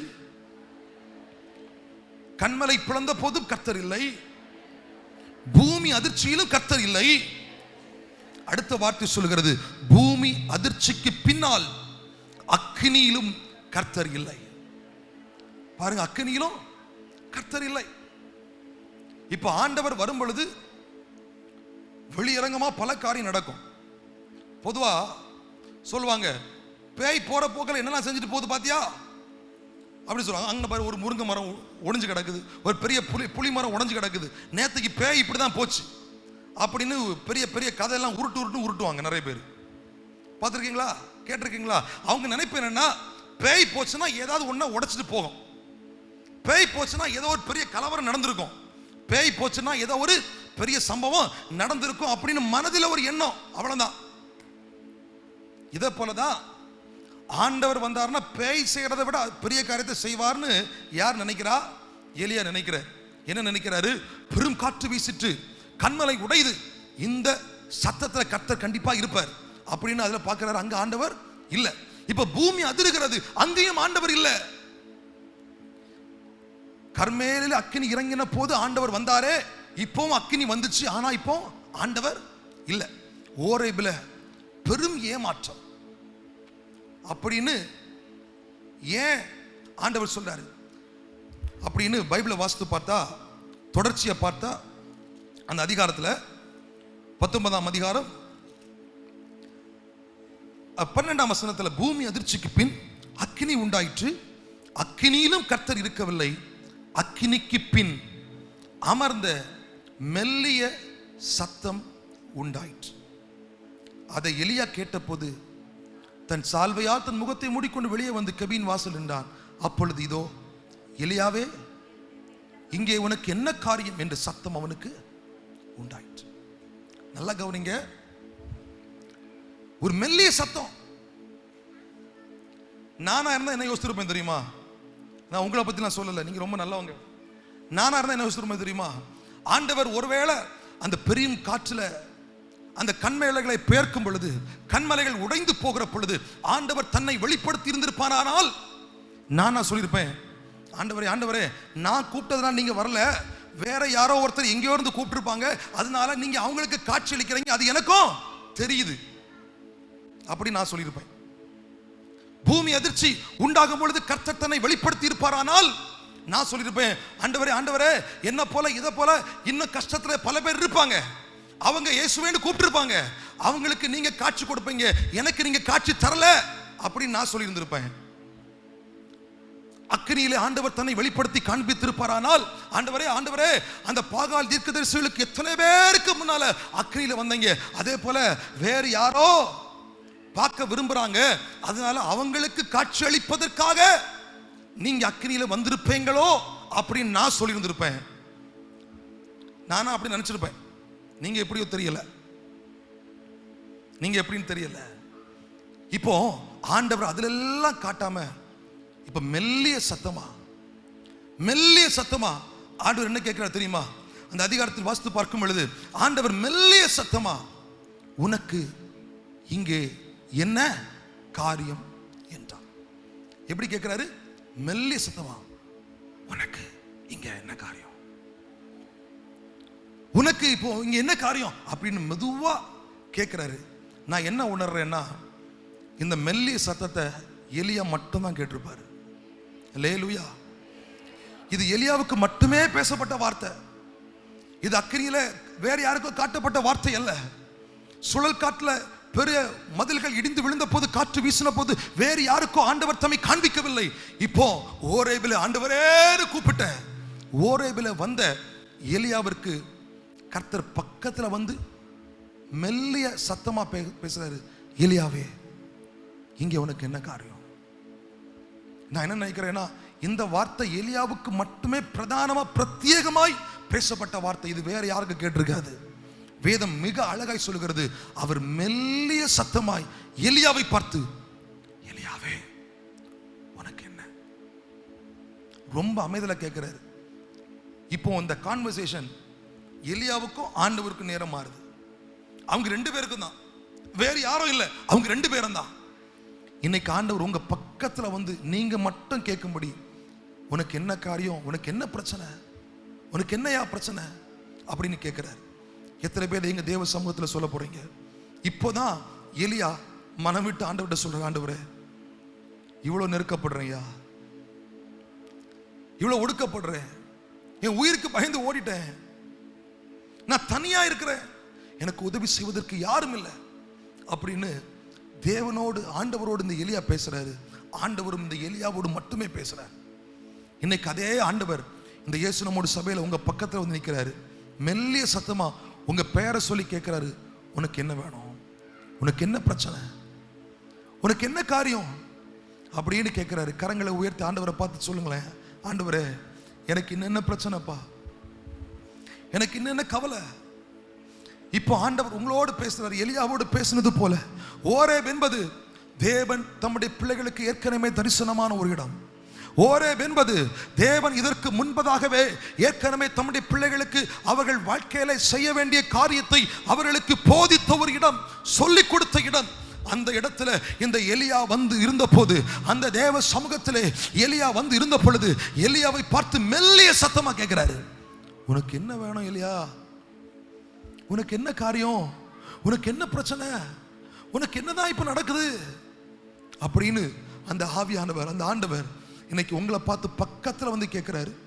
எல்லாரும் அப்படியே கரங்களை உயர்த்தி சொல்லுங்க, ஆண்டவரே நீங்க எங்களோடு பேசுறீங்க, நான் உணர்றேன். எங்களுக்கு மட்டும் நீங்க வேற யாருக்கோ பேசல, எங்கேயோ பேசல, இன்னைக்கு நீங்க எங்க பக்கத்துல வந்து எங்கிட்ட பேசுறீங்க. எத்தனை பேர் உங்க மனதின் வேண்டுதல் எல்லாம் சொல்லுங்க பார்க்கலாம். அப்படியே கரங்களை உயர்த்தி உங்க பக்கத்துல யார் இருக்கிறாங்க, எப்படி இருக்கிறாங்க, அவங்க வேடிக்கை பார்க்கறாங்களா, இவங்க வேடிக்கை பார்க்கறாங்களா, யாரும் பார்க்காதீங்க, எதுவுமே செய்யாதீங்க. உங்க கண்களை மூடி கரங்களை உயர்த்தி, ஆண்டவரே நீங்க என் பக்கத்துல இருக்கிறத நான் உணர்றேன். மெல்லிய சத்தமா என் பேரை கூப்பிட்டு, உனக்கு நான் என்ன செய்யணும், உனக்கு என்ன காரியம், உனக்கு என்ன பிரச்சனை, நீ ஏன் இங்க இருக்கிற, ஏன் ஆண்டவருக்கு தெரியாதா? ஆண்டவருக்கு எல்லாம் தெரியும், ஆண்டவருக்கு எல்லாம் தெரியும். ஆனாலும் கர்த்தர் தேவன் தம்முடைய பிள்ளைகள் அவங்க சொல்லணும்னு ஆண்டவர் எதிர்பார்க்கிறாரு. தேவனிடத்துல நீங்க சொல்லணும்னு எதிர்பார்க்கிறாரு. உங்க பிரச்சனை ஆண்டவருக்கு தெரியாதா? உங்க கஷ்டம் ஆண்டவருக்கு தெரியாதா? நீங்க கடந்து வந்த பாதைகள் ஆண்டவருக்கு தெரியாதா? உங்க வாழ்க்கையில் இருக்கிற உபத்திரவங்கள் ஆண்டவருக்கு தெரியாதா? உங்க சோதனைகள் ஆண்டவருக்கு தெரியாதா? நீங்கள் கண்ணீரை வடிக்கிற பொழுது ஆண்டவர் அதை பார்க்காமலா இருக்கிறாரு? பார்க்கிறாரே. ஆனா ஆண்டவர் கேட்கிறாரு, உனக்கு என்னையா பிரச்சனை, உனக்கு என்ன காரியம்? இப்ப எல்லாம் ஆண்டவருக்கு தெரியும். இப்ப நீங்க சொல்லணும்னு ஆண்டவர் எதிர்பார்க்கிறாரு. நீங்க ஆண்டவர்கிட்ட மன்றாடணும்னு ஆண்டவர் எதிர்பார்க்கிறாரு. அப்படியே கண்களை மூடி கரங்களை உயர்த்தி இயேசுவேன்னு கூப்பிடுங்க. இயேசுவே, உங்க தேவையெல்லாம் 2-3 நிமிஷம் அப்படியே ஆண்டவரை பார்த்து சொல்லுங்க. ஆண்டவரே, நான் உமக்காக பக்தி வைராக்கியமாய் நின்றது உண்மைதான், உமக்காய் காரியங்களை சாதித்தது உண்மைதான். ஆனா எனக்கு என்னுடைய விசுவாசத்திற்கும் நடுவாய் வந்த சாத்தான் கொண்டு வந்த ஒரு பயத்தின் ஆவி, ஒரு பயத்தின் கிரியைகள் எங்களுக்குள்ள, இயேசுவேலின் ஆவிகள், இயேசுவேலின் வஞ்சிக்கிற கிரியைகள், இந்த பயத்தின் வல்லமை வந்ததுனால நான் இன்னைக்கு சோர்ந்து போயிருக்கிறேன். என் சோர்வை மாற்றுங்க. என்னுடைய வாழ்க்கையில செய்ய வேண்டிய காரியத்தை நான் செய்ய முடியாம நான் சோர்ந்து போயிருக்கிறேன், பயத்தினால் பிடிக்கப்பட்டிருக்கிறேன். ஆண்டவரே, நான் கண்ணீருக்குள்ள போயிருக்கிறேன். ஆண்டவரே, என்னை மன்னியும், என்னை மன்னியும், எனக்கு ஒரு வழியை திறந்து தாரும், எனக்கு ஒரு வழியை காண்பித்து தாரும் என்று கூப்பிடுங்க, கூப்பிடுங்க. கர்த்தர் உங்களுக்கு மட்டும் கேட்கும்படி உங்க பக்கத்துல வந்து நின்னு பேசுறாரு. மெல்லிய சத்தம், பெரும் சத்தம் அல்ல. எல்லாரும் கேட்கிறபடி பெரும் சத்தம் அல்ல. எல்லாரும் கேட்கிறபடி, பர்னபாஸ் உனக்கு என்ன வேணும்னு ஆண்டவர் பெருசா கேட்கல. என் பக்கத்துல வந்து நீ கேட்கிறாரு. என் பக்கத்துல வந்து நான் மட்டும் கேட்கும்படி, என் காதுல மட்டும் இந்த சத்தம் கேட்கும்படி எனக்கு வருது போல கர்த்தர் உங்களோடு பேசி கொண்டிருக்கிறார், உங்களோடு பேசி கொண்டிருக்கிறார். கூப்பிடுங்க, கூப்பிடுங்க. ஆண்டவரை பார்த்து கேளுங்க, ஆண்டவரே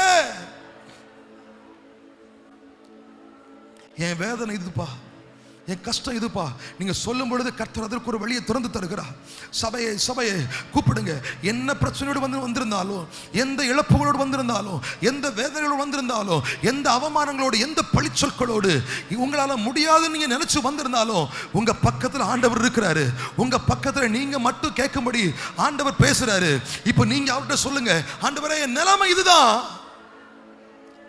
என்னோடு கர்த்தர் பேசுங்கப்பா, என் வாழ்க்கையில கர்த்தர் செயலாற்றுங்க ஆண்டவரே, என் வாழ்க்கையில கர்த்தர் கிரியை செய்யுங்கப்பா. நல்ல கரங்களை தட்டி ஆவில பலத்தோடு எல்லாரும் ஒரு நிமிடங்கள் கர்த்தரை நோக்கி பாருங்க. ஜெபிங்க. எல்லாரும் யாரும் மௌனமாக இருக்கக்கூடாது. எல்லாரும் ஆண்டவர் உங்க பக்கத்தில் இருக்கிறார்னு நினைச்சு கர்த்தர் மெல்லிய சத்தத்தோடு உங்களோடு பேசுகிறார் என்கிற உணர்வோடு நீங்க விரும்புகிறதெல்லாம் ஆண்டவர்கிட்ட சொல்லுங்க. கர்த்தர் இப்பொழுது உங்கள் வாழ்க்கைக்குரிய வழியை திறந்து தருகிறார். எலியாவிற்கு எப்படி கர்த்தர் வாழ்க்கைக்குரிய வழியை திறந்து கொடுத்தாரோ, அடுத்த கட்டத்தில் என்ன செய்ய வேண்டும் என்று கர்த்தர் காண்பித்து கொடுத்தாரோ, அடுத்த கட்டத்தில் என்ன செய்யணும்னு சொல்லி கர்த்தர் போதித்தாரோ, அடுத்த கட்டம் என்னவா இருக்கிறது என்று கர்த்தர் வெளிப்படுத்தி கொடுத்தாரோ, இன்னைக்கு அத்தனை பேருக்கும், இங்க வந்திருக்கிற அத்தனை பேருக்கும் உங்கள் வாழ்க்கைக்குரிய திட்டத்தை கர்த்தர் திரை போல வெளிப்படுத்தி கொண்டிருக்கிறார். கர்த்தர் திரை போல வெளிப்படுத்தி கொண்டிருக்கிறார். சொல்லுங்க. உங்க கஷ்டம் ஆண்டவருக்கு தெரியும். ஆனாலும் நீங்க சொல்லணும்னு கர்த்தர் எதிர்பார்க்கிறாரு. என்ன வேதனை, என்ன கஷ்டத்தின் வழியா வந்திருக்கிறீங்க? உங்க பிள்ளைங்களுக்கு உடல் சரியில்லையா? பிரச்சனை இருக்குதா? உங்க எதிர்காலத்துக்கு கேள்விக்குறியா இருக்குதா? கடன் பாரம் இருக்குதா? அவமானப்படுத்தப்பட்டிருக்கிறீங்களா? வேதனை உச்சத்தில் இருக்கிறீங்களா? சொல்லுங்க ஆண்டவர்கிட்ட. இது ஒரு ஓரேப். தேவன் தம்முடைய பிள்ளைகளுக்கு ஏற்கனவே வெளிப்பட்ட இடம். இது ஒரு ஓரேப். தேவன் தம்முடைய பிள்ளைகளுக்கு ஏற்கனவே வாழ்க்கைக்கு வழிகாட்டின இடம். இது ஒரு ஓரேப். தேவன் தம்முடைய பிள்ளைகள் நடக்க வேண்டிய வழிகளை அவர்களுக்கு சொல்லிக் கொடுத்த ஒரு இடம். இது ஒரு ஓரேப். கர்த்தர் தரிசனமான ஒரு இடம். மெல்லிய சத்தமா கேட்கிறாரு, உனக்கு என்ன வேணும்? உனக்கு என்னதான் பிரச்சனை?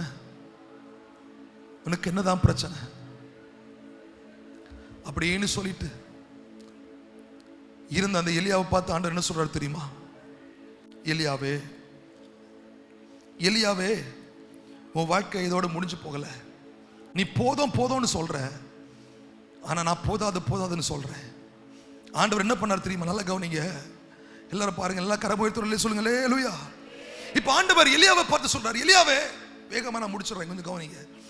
ஆண்டவர் எலியாவை பார்த்து சொல்றாரு, எலியாவே, உன் நிலைமை எனக்கு தெரியுது. 19ஆம் அதிகாரத்தில் இதை தொடர்ந்து வாசித்து பார்க்கும் பொழுது ஆண்டவர் போதும், சாக வேண்டும் என்று சொன்ன எலியாவிற்கு இந்த ஓரேபில் என்ன சொல்றாரு தெரியுமா? நீ அடுத்த என்ன செய்யணுமோ அதை கர்த்தர் எலியாவிற்கு கற்றுக் கொடுக்கிறார். அல்லேலூயா. உன் அடுத்த மூவ் என்ன, அடுத்த அசைவு என்ன, நகர்வு என்ன என்று கர்த்தர் எலியாவுக்கு சொல்லிக் கொடுக்கிறார்.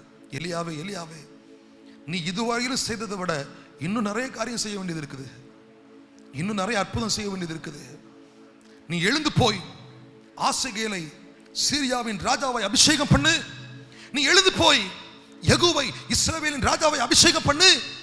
அதற்கு பிற்பாடு எலிசாவை உன் ஸ்தானத்திலே அபிஷேகம் பண்ணு என்று அவன் அடுத்தபடி செய்ய வேண்டிய தேவத்தினுடைய உன்னதமான திட்டத்தை கர்த்தர் எலியாவிற்கு ஓரேபிலே வெளிப்படுத்தி கொடுத்தார். கரங்களை உயர்த்தி சொல்லுங்க அல்லேலூயா. இந்த ஓரேப் என்பது, ஓரேபில் வர்றவங்களுக்கு எல்லாம் பதில் இல்லாம போறது இல்லை. மறுபடியும் சொல்றேன், தேவ சமூகத்திலே வருகிற தேவ பிள்ளைகளுக்கு நிச்சயமாய் பதில் உண்டு. அவங்க வாழ்க்கைக்கு அடுத்து என்ன நகர்வோ, அடுத்து என்ன நடக்கணுமோ அதை கர்த்தர் கட்டாயம் சொல்லி முடிப்பார். அங்கே ஏமாற்றம் இல்லை.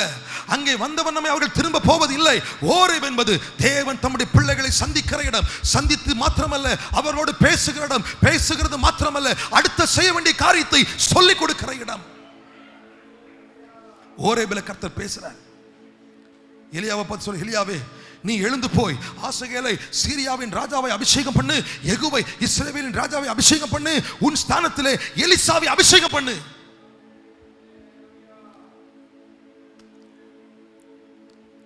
சொல்றான், நான் மட்டும் தான் ஆண்டவர் இருக்கிறேன், நான் தனியா இருக்கிறேன், எனக்கு உதவி செய்வதற்கு யாரும் இல்லை அப்படின்னு சொல்லிட்டு இருந்த எலியாவிற்கு கர்த்தர் என்ன கொடுத்தார் தெரியுமா?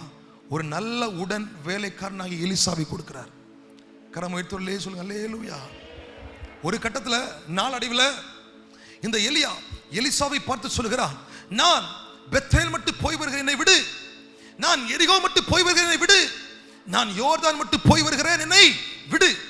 அப்போ அந்த எலிசா சொல்லுகிறா, உம்முடைய ஜீவனை கொண்டு, தேவனுடைய ஜீவனை கொண்டு ஆணையிடுகிறேன், நீ எங்க போனாலும் உன்னை நான் விடவே மாட்டேன். என்ன சொல்றா, நான் தன்னந்தனியா இருக்கிற ஆண்டவரே, எனக்கு உதவி செய்வதற்கு யாரும் இல்லை. இப்போ எலியா சொல்றாரு, நீ வராத வராத, நீ தூரம் போ தூரம் போ, அங்கே இரு. எலியா சொல்றா, நான் வருவேன் வருவேன் வருவேன் வருவேன், நான் உன்னை பின்தொடருவேன், உனக்கு உதவியா இருப்பேன், நீ என்ன பண்ணாலும் எங்க போனாலும் நான் உன் கூட தான் வருவேன். தன்னந்தனியா இருக்கிறேன்னு சொன்ன எலியாவிற்கு கர்த்தர் எலிசாவை கொடுத்து சொல்றாரு, இப்போ அவனுக்கு பின்னால. அல்லேலூயா. கர்த்தர் ஒரு மனிதனுக்கு பதில் கொடுக்கும் பொழுது அவன் எது இல்லை என்று சொன்னானோ, அது வேண்டாம் வேண்டாம்னு சொன்னான், அவனை துரத்திக்கிட்டே வந்துட்டு இருக்கும். அது கர்த்தர் கொடுக்கிற ஆசீர்வாதம், அது கர்த்தர் கொடுக்கிற நன்மை. அல்லேலூயா. தன்னந்தனியா இருக்கிறேன், எனக்கு உதவி யாரும் இல்லை, நான் தனி மனிதனா இருக்கிறேன் அப்படின்னு சொன்ன இந்த எலியாவிற்கு வேண்டாம் வேண்டாம் வேண்டாம் வேண்டாம்னு சொன்னாலும் பின்தொடர்வதற்கு கர்த்தர் எலிசாவை ஏற்படுத்தினார். எல்லாம் ஓரேபிலே அவனுக்கு கொடுக்கப்பட்ட வார்த்தைகள். அல்லேலூயா. ஓரேப் தேவ சமூகம், தேவன் காண்பிக்கிற இடம். அது மாத்திரமா, அந்த அதிகாரத்தின் 4வது வசனத்தை வாசித்து பார்க்கும் பொழுது எலியா என்ன சொல்றாரு, நான் சாக வேண்டும், போதும் கர்த்தாவே, என் ஜீவனை என் ஆத்துமாவை எடுத்துக்கொள்ளும். சாகணும் சாகணும் சாகணும்னு விரும்பினவனுக்கு சாவு கிடைச்சா இல்ல. யோர்தானின் மறுக்கரையில தாண்டி போகும் பொழுது வானத்திலிருந்து அக்கினி ரதம் வந்தது, சுழல் காற்று வந்தது. எலியாவே, நீ சாக விரும்பினையா? இல்லையா, உன்னை அப்படியே நான் எடுத்துக்கொள்ள விரும்புறேன்னு சொல்லி கர்த்தர் தூக்கிட்டாரு. தேவ ஜனமே, சாவை விரும்பினவனுக்கு கடைசி வரைக்கும் சாவு வரல. போதும் ஆண்டவரேன்னு சொன்னவனுக்கு கடைசி வரையிலும் வரல. ஏன்னா அவனை கொண்டு நிறைவேற்ற வேண்டிய காரியத்தை கர்த்தர் நிறைவேற்றி முடிக்கிறது வரையிலும், யோர்தானை தாண்டுகிறது வரையிலும் கர்த்தர் எலியாவை கொண்டு வந்து சேர்த்தார். அல்லேலூயா. எங்க அந்த வானத்தின் அக்கினி ரதம் சந்திக்கணுமோ அந்த இடத்தில் வரைக்கும் இந்த எலியாவை கர்த்தர் கொண்டு வந்து சேர்த்தார். சூரச்செடியில ஜீவனை எடுக்கல, ஓரேபின் கபியில ஜீவனை எடுக்கல, எங்கேயோ பாதியில வந்துட்டு இருந்த போது ஜீவனை எடுக்கல. போதும் ஆண்டவரை, சாக வேண்டும் என்று சொன்னவனுக்கு சாவு வரல. ஆண்டவர் வானத்திலிருந்து அக்கினி ரதத்தை கொண்டு வந்து சுழல் காற்றில் எடுத்து கொண்டு போனார். தேவ ஜனமே, நம்முடைய வாழ்க்கைக்கெல்லாம் பதில், வாழ்க்கைக்கு தேவையான பதில் ஓரேபிலே, தேவன் சமூகத்திலே, தேவன் தம்முடைய பிள்ளைகளுக்கு ஏற்கனவே பேசின இடத்திலே, அவருடைய ஆலயத்திலே கிடைக்கும். இந்த பதில் எங்கே கிடைக்கிறதோ அதன் மூலமாய் அவருடைய வாழ்க்கை கொஞ்சம் கொஞ்சமாக கட்டி எழுப்பப்படும். அதன் மூலமாய் அவர்கள் செய்ய வேண்டிய காரியங்கள் போதிக்கப்படும். அதன் மூலமாய் அவர்கள் போய் சேர வேண்டிய இடம் அவர்களுக்கு கற்றுக் கொடுக்கப்படும். அதன் மூலமாய் அவர்கள் அனுபவிக்க வேண்டிய ஆசீர்வாதத்தையும் அவர்கள் அனுபவிப்பார்கள். ஆமென். அல்லேலூயா. சூறைச்செடி நம்மை தடுத்து நிறுத்தாது. அங்கே நம்ம போதும்னு சொன்னாலும் கர்த்தர் நமக்கு வைத்திருக்கிற திட்டம் நிறைவேறுகிறது வரையிலும் கர்த்தர் நம்மை நடத்தி வருவார். நம்ம எல்லாரும் அப்படி எழுந்து நிற்க போகிறோம். எழுந்து நின்று நாம் ஜெபிக்க போகிறோம். யேசபேலின் வார்த்தைகள் அவன் காதல விழுந்ததுனாலதான் இவ்வளவு பிரச்சனை, இவ்வளவு பிரச்சனை. அவர் நினைச்சாரு, பாகால் தீர்க்கதரிசிகள் அழிக்கப்பட்ட உடனே எல்லாம் நல்லா மாறிடும், எழுப்புதல் வந்துடும், ஆகாப் கர்த்தரை ஏற்றுக்கொள்வார், யேசபேல் ஆண்டவரை ஏற்றுக்கொள்வாள் என்றெல்லாம் ஒரு எதிர்பார்ப்பு இருந்தது. ஆனா எதிர்பார்ப்பு எல்லாம் நடக்காததுனால விசுவாசத்திற்கும் பயத்திற்கும் நடுவாயிருந்த வாழ்க்கை கேள்விக்குறியாய் மாற்றப்பட்டு, பயத்தின் ஆவினால் பிடிக்கப்பட்டு ஓட வேண்டிய அனுபவம் வந்துடுச்சு. யேசபேலின் ஆவி, யேசபேலின் வார்த்தைகள் என்ன செய்யும் தெரியுமா? யாரெல்லாம் பக்தி வைராக்கியமா ஓடிட்டு இருக்கிறாங்களோ, கர்த்தருக்காய் வைராக்கியமா நிற்கிறாங்களோ, அவங்களெல்லாம் இழுக்கிற ஒரு ஆவிதான் இந்த யேசபேலின் வஞ்சிக்கிற ஆவி. அவங்களை இழுத்து அவங்கள பரலோகத்துக்கு போக விடாம ஆக்கி, அவங்க செய்யற வேலையும் தடை பண்ணி, அவருடைய ஓட்டத்தை தடுக்கிறதையும் விசுவாசத்தை குலைக்கிறதையும் தேவன் மேல் வைத்திருக்கிற அன்பை கேள்விக்குறி ஆக்குகிறதும் தான் இந்த யேசபேலின் வார்த்தைகள். அது நம்முடைய காதுகளுக்குள்ள போகக்கூடாது, நம்முடைய செவிகளுக்குள்ளே அது ஏறக்கூடாது. யேசபேல் இருக்கட்டும், எழுந்து வரட்டும், பிரச்சனை இல்லை. யேசபேல் ஆவி பேசிக்கிட்டே இருக்கட்டும், பிரச்சனை இல்லை. அந்த வார்த்தைகள் நம்முடைய காதுகளுக்குள்ள விழக்கூடாது, காதுகளுக்குள்ள வரக்கூடாது. விழுந்தால் அது ஆபத்து, விழுந்தால் ஆபத்து. அப்படி விழுந்த போதிலும் ஆண்டவர் எலியாவை விட்டு கொடுக்கல. அப்படி விழுந்த போதிலும் ஆண்டவர் எலியாவை அங்கே அழித்து விடவில்லை. எலியாவை உன் வாழ்க்கை அநேகருக்கு பிரயோஜனமாய் இருக்கிறது அப்படின்னு கொஞ்சம் கொஞ்சமாய் அசைவை கொடுத்து ஓரேபிற்கு கொண்டு வந்து ஓரேபிலே அவர் பேசி அவனையும் பேச வச்சு வாழ்க்கைக்குரிய வழிகளை காண்பித்து இனியும் நீ செய்ய வேண்டிய காரியம் என்ன என்று கர்த்தர் போதித்து அவன் ஸ்தானத்திலே தீர்க்கதரிசிகளையும் ஏற்படுத்தி சிரியாவுக்கும் இஸ்ரவேலுக்கும் ராஜாக்களையும் அபிஷேகம் பண்ண வைத்து அற்புதங்களை செய்து அதிகாரங்களை செய்து அதிசயங்களை செய்து சாக விரும்புகிறவனுக்கு சாவையில் வராம அக்கினியின் ரதத்தினால் ஒரு மரியாதையும் ஆண்டவர் கொடுத்து வழிநடத்தினது உண்மையானால் இன்னைக்கு நமக்கு பதில் தராமல் இருப்பாரா? உங்க ஜெபத்திற்கு பதில் தராமல் இருப்பாரா? இன்னைக்கு நீங்க எல்லாரும் ஒரு ஓரேபில் வந்திருக்கிறீங்க.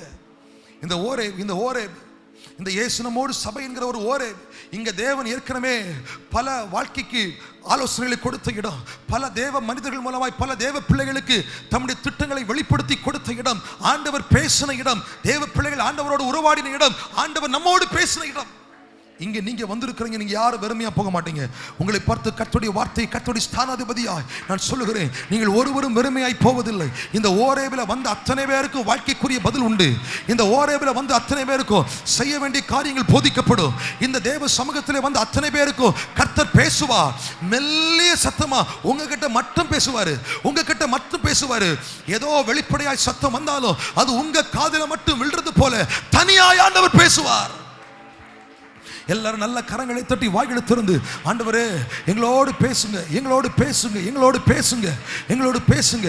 இந்த ஓரேபில் வந்திருக்கிற நாங்கள் கர்த்தருடைய சத்தத்தை கேட்க, கர்த்தருடைய வார்த்தைகளை நாங்கள் உணர, எங்கள் வாழ்க்கைக்குரிய கர்த்தருடைய திட்டத்தை நாங்கள் புரிந்து கொள்ள, நாங்கள் இனிமேல் செய்ய வேண்டிய காரியங்கள் என்ன என்பதை நாங்கள் அறிந்து கொள்ள கர்த்தருடைய ஆவியானவர் இன்றைக்கு இந்த சபையில வந்திருக்கிற உம்முடைய பிள்ளைகள் ஒவ்வொருவருக்கும் இவர்கள் எதிர்காலத்திற்குரிய திட்டங்களை, இவர்கள் செய்ய வேண்டிய காரியங்களை கர்த்தர் இப்பொழுது போதிப்பீராக. கர்த்தர் அநேகருக்கு இப்பொழுது சில காரியத்தை திரை போல ஒரு வீடியோ பார்க்கிறது போல உங்க கண்களுக்கு முன்பதாய் கர்த்தர் காரியங்களை சொல்லிக் கொண்டிருக்கிறார், உங்களுக்கு காண்பித்துக் கொண்டிருக்கிறார். சபையை கூப்பிடுங்க, இயேசுவே கூப்பிடுங்க, கூப்பிடுங்க, இயேசுவே இயேசுவே. மெல்லிய சத்தத்தோடு எங்களோடு பேசுங்கப்பா. இந்த மெல்லிய சத்தத்தோடு எங்களோடு இடைப்படுங்க ஆண்டவரே. எங்களுக்கு மட்டும் கேட்கும்படி உம்முடைய வார்த்தைகள் எங்கள் காதில் விழட்டும் ஆண்டவரே. எங்களுக்கு மட்டும் கேட்கிறபடி இந்த மெல்லிய சத்தம், உனக்கு நான் என்ன செய்யணும், உனக்கு என்ன பிரச்சனை, உனக்கு என்ன ஆகணும், உனக்கு என்ன காரியம் அப்படின்னு எலியாவை பார்த்து கேட்டீங்களே. இன்னைக்கு வந்திருக்கிற உம்முடைய பிள்ளைகள் ஒவ்வொருவரை பார்த்து நீங்க கேட்டு இவங்க வாழ்க்கையில் ஒரு அற்புதத்தை செய்யுங்கப்பா. கர்த்தர் செய்து கொண்டிருக்கிறார். நல்ல கரங்களை தட்டி பெற்றுக்கொள்ளுங்க, பெற்றுக்கொள்ளுங்க. எல்லாரும் வாய்களை திறந்து இயேசு கூப்பிடுங்க. இயேசு இயேசு இயேசு இயேசு. அவரால் தான் உங்களுக்கு விடுதலை உண்டு, அவரால் தான் உங்களுக்கு அற்புதம் உண்டு, அவரால் தான் உங்க வாழ்க்கைக்கு விமோசனம் உண்டு, அவரால் தான் உங்களுக்கு விடிவு காலம் உண்டு.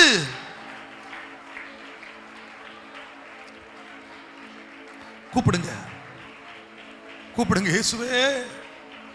உங்களுடைய மெல்லிய சத்தம் எங்க காதுல விழுது, எங்க காதுல விழுது ஆண்டவரே. இப்ப நீங்க சொல்லணும்னு ஆண்டவர் எதிர்பார்க்கிறாரு. உங்க வேதனை கர்த்தருக்கு சொல்லணும்னு ஆண்டவர் எதிர்பார்க்கிறாரு. உங்க எதிர்பார்ப்பை நீங்க சொல்லணும்னு ஆண்டவர் எதிர்பார்க்கிறாரு. நீங்க கஷ்டத்தின் நடுவில் வந்திருந்தாலும் அவைகளை நீங்கள் அறிக்கை பண்ணணும்னு ஆண்டவர் எதிர்பார்க்கிறாரு. நீங்க சொல்லுங்க, நீங்க சொல்லுங்க. சொல்ல சொல்ல சொல்ல நீங்க எந்த காரியத்தை சொல்றீங்களோ அதற்கு ஒரு பதில் வருகிறது. நீங்க சொல்லுகிற காரியத்துல ஒரு அற்புதம் நடக்குது. நீங்க சொல்லுகிற காரியத்திற்கு ஒரு மாற்று வழி கர்த்தர் வைத்திருக்கிறார். நீங்க சொல்லுகிற வழிக்கு இத்தனை நாட்கள் காரியங்களுக்கு தடையா இருந்தாலும் அந்த தடைகளை கர்த்தர் உடைத்தெறிகிறார். சொல்லுங்க.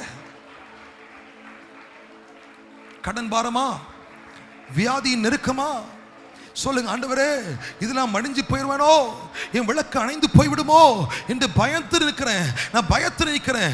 என் பயம் மாறட்டும், என் பயம் மாறட்டும் என்று ஜெபித்துக் கொண்டிருக்கிற அத்தனை பேர் மேலும் தேவனுடைய கரம் இப்பொழுது வந்ததற்காய், நீட்டப்பட்டதற்காய் நன்றி. கர்த்தர் நம்முடைய ஜெபத்தை கேட்டபடினால் நல்ல கரங்களை உயர்த்தி தட்டி எல்லாரும் ஆண்டவரை மகிமைப்படுத்துவோமா? எல்லாரும் எல்லாரும் கர்த்தரை மகிமைப்படுத்துங்க. ஆண்டவரே எங்கள் நடுவில் கர்த்தருடைய ஆவியானவர் பலத்த விதமாய் ஆரம்பத்தில் இருந்து இதுவரையிலும் கிரியை செய்தபடியினால், எங்கள் வாழ்க்கைக்கு தேவையான காரியங்களை கற்று தந்தபடியினால், ஓரேபின் அனுபவத்திற்குள்ளே நாங்கள் வந்ததினால், எங்கள் வாழ்க்கையில ஒரு புதிய வழி திறந்ததினால் நன்றி, நன்றி, நன்றி, நன்றி. தொடர்ந்து எங்களோடு இடைப்படும் ஆண்டவரே. இப்பொழுது கர்த்தருடைய ஆவியானவர் ஆரம்பத்திலிருந்து இதுவரையிலும் நம்மோடு இடைப்பட்டபடியினாலும் கர்த்தருடைய வார்த்தையின் வழியாக நம்மோடு பேசினதினாலும் தொடர்ந்து ஆண்டவர் நம்மை பலப்படுத்தும்படியாகவும் இப்பொழுது என்னுடைய தாயார் கடைசியாக இந்த ஜெபத்தை ஏறெடுப்பாக. நம்ம எல்லாரும் கரங்களை உயர்த்தி கர்த்தருடைய சன்னிதானத்திலே நிற்கும் பொழுது ஜெபம் நமக்காக ஏறெடுக்கப்படுகிறது. எல்லாரும் வலது கரத்தை உயர்த்தி கர்த்தருடைய சன்னிதானத்திலே, இயேசுவே எங்களுக்கு வழி காண்பித்தருளும். ஒரேபில வந்து நாங்கள் தேவ சன்னிதானத்தை வந்த நாங்கள் வாழ்க்கைக்குரிய வழியை நாங்கள் புரிந்து கொள்ள எங்களுக்கு கிருபை தாரும் என்று சொல்கிறவர்கள் கரங்களை உயர்த்தி கொண்டிருக்கும் பொழுது உங்களுக்காக ஜெபிப்பார்கள். எங்கள் பரிசுத்த தகப்பனே, நாங்கள் உம்மை ஸ்தோத்திரிக்கிறோம், உம்மை துதிக்கிறோம், உம்மை துதிக்கிறோம் ஆண்டவரே.